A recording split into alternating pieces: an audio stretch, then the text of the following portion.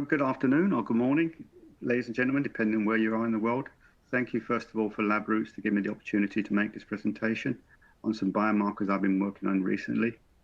I've worked in this field for many years, particularly in tumor biology and in toxicology, and I've worked on cross-industry groups on the standardization implementation of biomarkers in industry. Proliferation biomarkers are a type of biomarker I think is underutilized. There are many biomarkers for cells being killed, but not many biomarkers for cell growth. And I'll concentrate mostly on Thymidine Kinase 1, which is the one where the methodology is most advanced. It's going to be quite a long presentation, but remember you can go on this afterwards and look at the slides, and all the material I'll give will be linked to the original source, or best of all, contact me and I'll get back to you. In my talk, first of all, I'm going to present the need for better biomarkers, then about biomarkers, proliferation biomarkers, then Thymidine Kinase 1, then its implementation in tumor biology, then its implementation in drug discovery, which is really the most interesting bit, a little bit on the assay, and then summary. As I said, the presentation will stay online for a long time. The sources are linked on every slide, or best of all, get back to me. So there's a need because current tumor biomarkers are insufficient. If you look at one of the most important cancers, prostate cancer, and the gold standard PSA, you see that PSA is not the absolute marker of escape, and it should not be used alone. And you can get clinical disease progression without changing PSA levels. Similarly, in breast cancer, the statement by the learned societies that not one of the circulating markers has shown clinical utility to support its use as an independent predictive biomarker. So there's a need for new biomarkers. But going back just a bit to introduction before I get into the proliferation biomarkers. First of all, what are tumor biomarkers in general? And then proliferation biomarkers. Well, tumor biomarkers generally, they are any substance that's associated with the presence of a tumor. Most serum tumor biomarkers indicate tumor mass, like CEA, PSA, and many more. There are a few serum biomarkers of cell proliferation. And my hypothesis, which I'll present to you, is that most current tumor biomarkers measure what has happened. The past rate of change, like doubling time, or the current situation, such as tumor mass or white blood cell numbers, when what really matters is tumor growth. And proliferation biomarkers, they provide a measure of tumor growth. They enable you to stratify patients and subjects. They can aid in choice of therapy. If they're low, watch for waiting or less aggressive therapy, or if they're high, more aggressive therapy. There's a few available. They are immunohistological biomarkers, such as Ki67, which is a nuclear protein expressed in the G1S, S2, and M phases of the cell cycle. PCNA, a proliferation cell nuclear antigen, a nuclear protein which is elevated during the G1/S phase of the cell cycle. And then the one which we'll talk about mostly, which is Thymidine Kinase 1, and TK1 concentration in the cell are low in the G1 phase of the cell cycle, but increase during the S phase when DNA synthesis occurs, and then declines rapidly during the M phase. I'll come back to you a bit later on and describe the cell cycle. But the percentage of cells staining the proliferation index provides a measure of the rate of tumor growth. There's a problem though, because they're immunohistological biomarkers, they require biopsy, they're invasive. They only show the status of a small part of the tumor, and they're very low reproducibility. So there's a need for biomarkers that indicate the total body activity of the malignant disease, that are applicable to a standard serum sample, and that can be determined with a routine analytical method. And serum Thymidine Kinase 1 has the potential to be such a marker.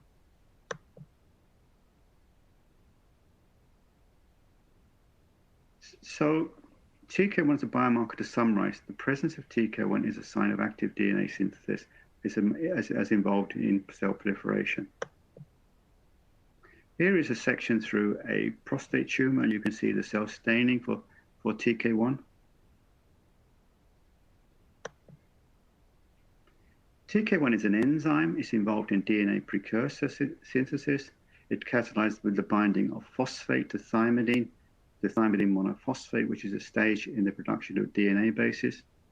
This reaction of the binding of phosphate to thymidine is the basis of the commercial assays for measuring the enzyme activity of thymidine kinase.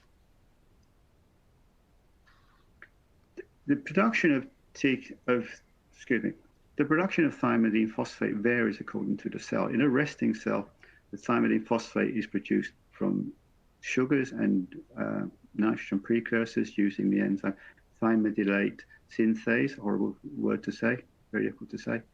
But in cells which are growing rapidly and in cancerous cells, there's another enzyme pathway involving thymidine kinase 1. And this takes up thymidine from damaged DNA or recycles it and takes it up from the cytoplasm. There's another type of thymidine kinase called TK2, which is found in mitochondria and which we're not going to be talking about much today. So this is the cell cycle. You have cell growth, the G1 phase, then you have the S phase where DNA synthesis occurs, then you have G2 where there's more growth, and then there's the M stage where the mitosis occurs and resulting in the two daughter cells. When you look at TK1 activity, it rises during the S phase and stays high during the G1 phase. If you use therapy that suppresses cell growth, then the rise in TK1 is reduced. And this is what happens if anti-hormone drugs are given or CKD inhibitors are given. If you give cytotoxic drugs, then the cell increases its production of TK1 as a means of defending itself from the toxic. So when you give cytotoxic drugs to subjects with tumors, there's initially often an increase in serum TK1 followed by a decrease as the therapy takes effect. So you can see the effects in the serum are related right back to what happens during the cell cycle. So to summarize a little bit, when TK1 is used as an immunohistological staining, it is highly associated with the gold standard proliferation biomarker Ki67. TK1 enzyme activity has been used as a proliferation biomarker, mainly for hematological malignancies for about 40 years. It has been studied in solid tumors, but not very much. So what it does is that it adds an indicator of tumor growth to biomarkers of tumor mass. I'm going to go through the clinical, what I call patient data, clinical data for TK1 levels. And first of all, I'm going to talk about TK1 in hematological malignancies. And most TK1 levels are elevated in most hematological malignancies. This has been studied for many years, I said. Here's a brief overview. And what it's been used for is you can discriminate disease stage, make prognostic information, you can monitor therapy response and relapse, and you can look at disease progression. TK1 correlates with tumor mass. Here's a study on non-Hodgkin's lymphoma. You can see that as the mass of the tumor increases, the serum TK1 activity increases.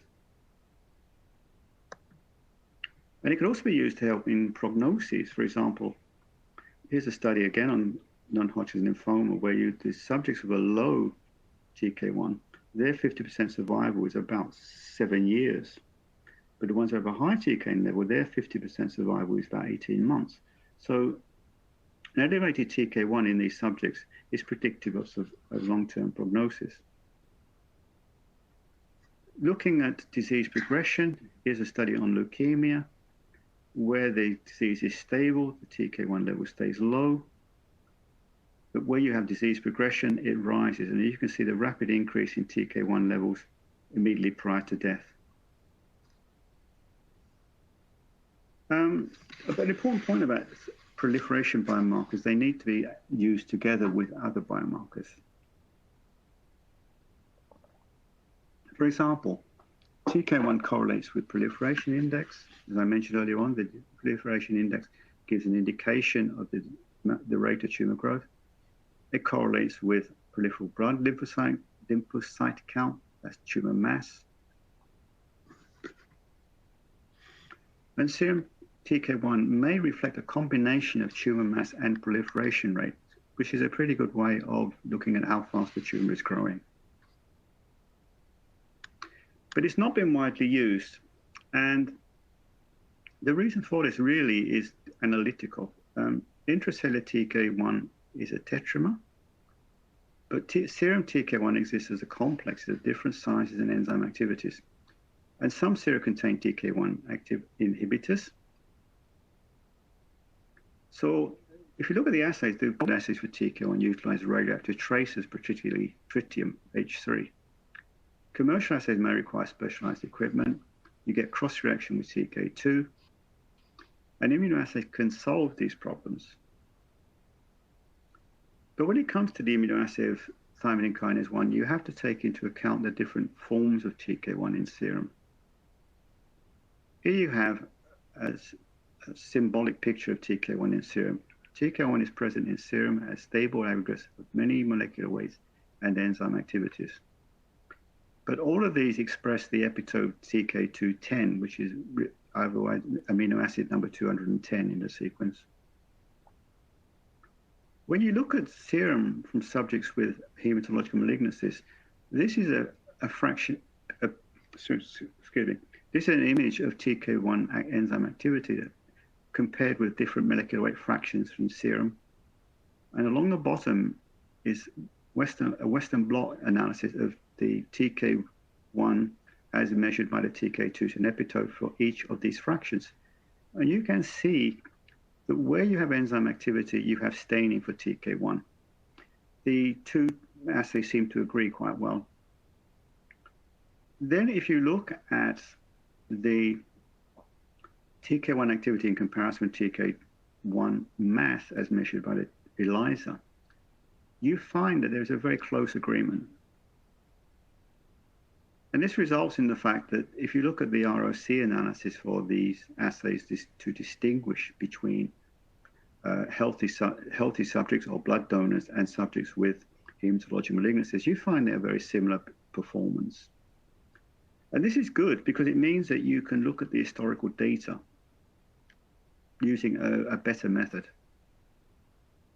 So if you look at hematological malignancies, TK1 is a biomarker for cell proliferation. Serum levels reflect disease activity. TK1 can aid in disease subject classification, can be used for prognosis,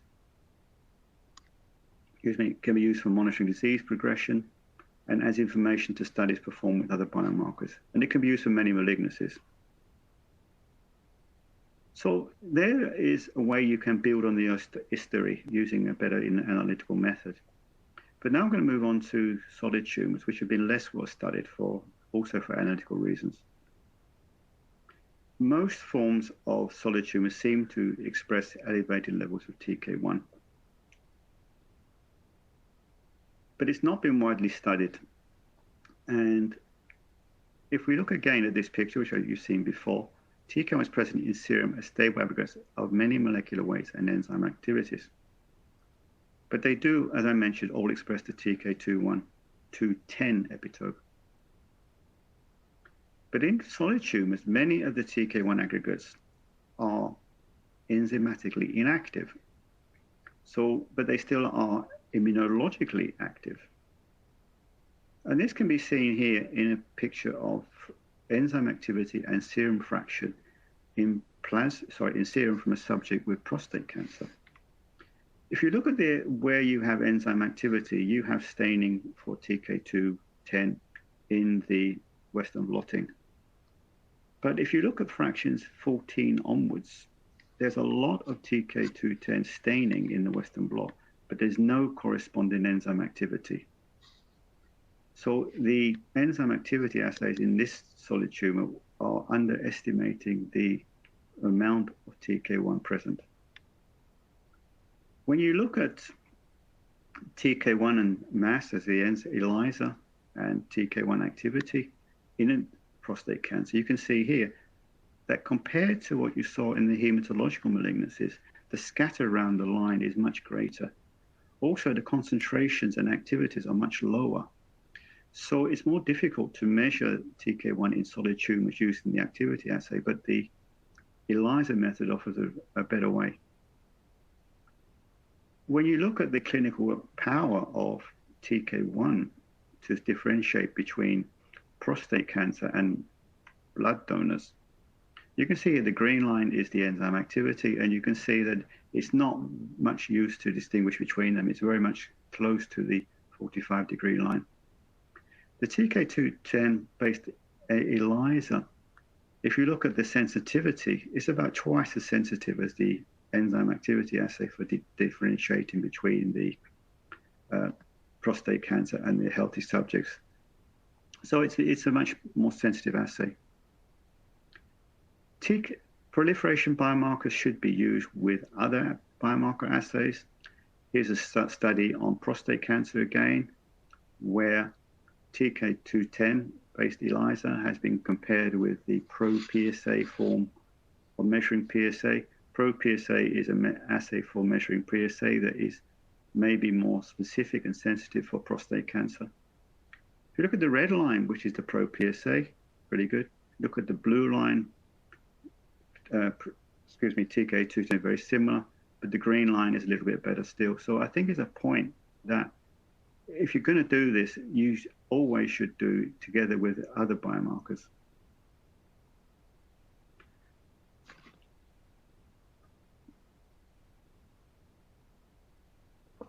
Looking at the comparison between the clinical situations and serum TK210 levels, TK1 ELISA. This is a study on subjects with prostate cancer. And here you have up to 30 years here. And you can see these patients have a very good outcome. They're 80%, more than 80% survival. If you look at the 90% survival for the subjects who have a high TK1, it's about 14 years. If you look at the similar one for the subject with a low TK1, it's maybe around 23, 24 years. So you can, TK1 levels at diagnosis could possibly be used to make prognosis in prostate cancer many years forward. Also, interestingly, even after 30 years or so, the serum TK1, which has been stored, is still giving useful information. This is therapy of subjects with therapy of subjects with prostate cancer. And the red line is the survival curve for subjects with low TK1, and the blue line is the survival curve for subjects with a high TK1. These have been treated with anti-androgen receptor signaling inhibitors. And going back to what I said at the very beginning when I showed the cell cycle, if you inhibit the hormone signaling, you can, at the end of the pathway, TK1 will not be induced. So here you can see that going right back to the basic chemistry and the cell's role of TK1 in the cell cycle, it relates to what you see in human subjects.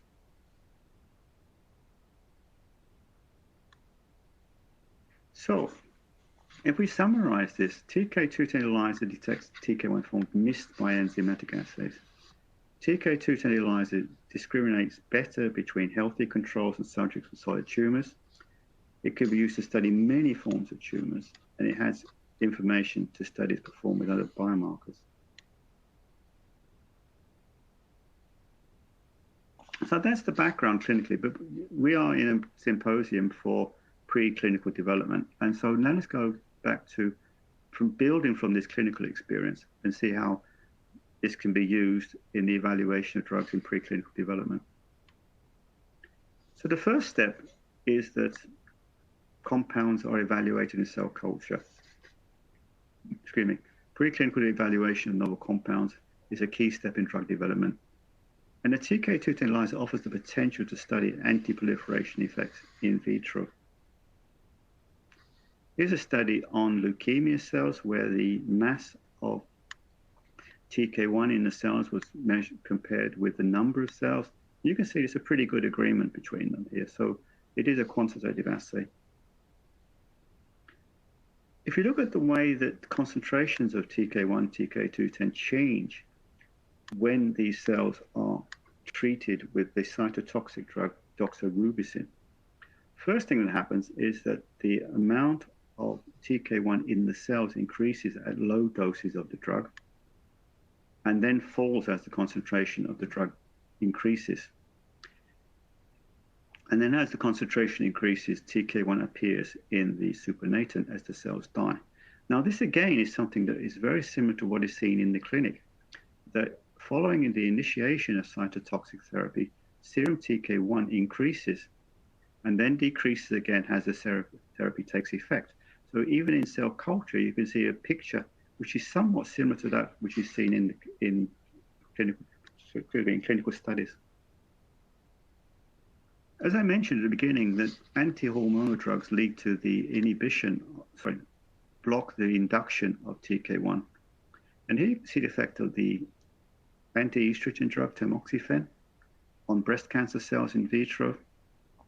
When tamoxifen is given to them, you see a suppression of TK1 values, which stays low. So here you see again that what you see in the clinic is very similar to what you see in the drug development stage. Another step is to look at the xenograft studies.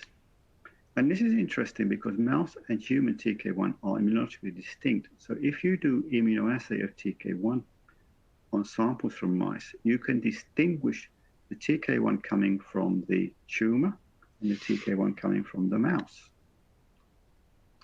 And this is such a study where leukemic cells were inoculated into mice, and then the tumor was treated with fluorouracil, an anti-cytotoxic drug.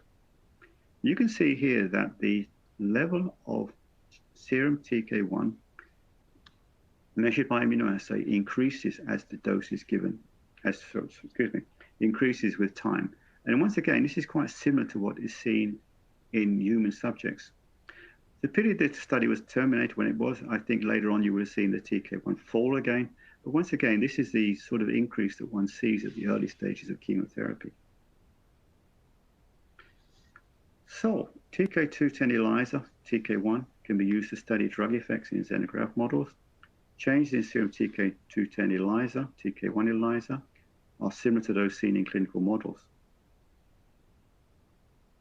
So looking at TK1 is maybe a particularly important biomarker for the drugs that suppress cell growth, like anti-hormones, as I showed, tamoxifen, cyclin-dependent kinases, CKD4/6 inhibitors, and TK1 falls during successful therapy.